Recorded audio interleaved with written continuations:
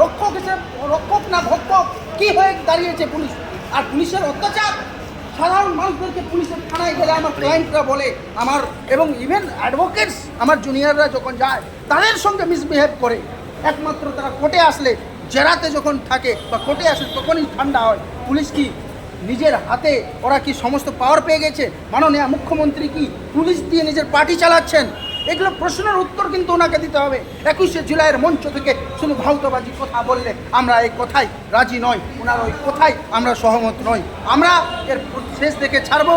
আমি বুদ্ধিজীবী সমাজ এবং সকল সচেতন নাগরিকদেরকে আমার এটা আন্তরিক আপনাদের কাছে অনুরোধ, এর বিরুদ্ধে আপনারা প্রত্যেকে যেখানে আছেন ওই থেকে আওয়াজ তুলুন। কিন্তু আবু সিদ্দিকের যারা অন্যায়কারী, যার উপর যে আরএসএসের মাইন্ডের যে লোকরা আবু সিদ্দিকের উপর হত্যা করে তাকে মেরেছিল, তার শাস্তি হওয়া একান্ত দরকার।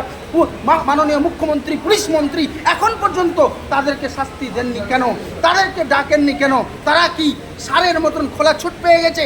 মুখ্যমন্ত্রী কীভাবে আপনি দেখতেই পাচ্ছেন কি করছে। সারা আজকে উত্তরপ্রদেশ, আপনি স্প্যাক্ট বলে একটা অর্গানাইজেশন আছে, তারা হিউম্যান রাইটস নিয়ে অনেক কাজ করে।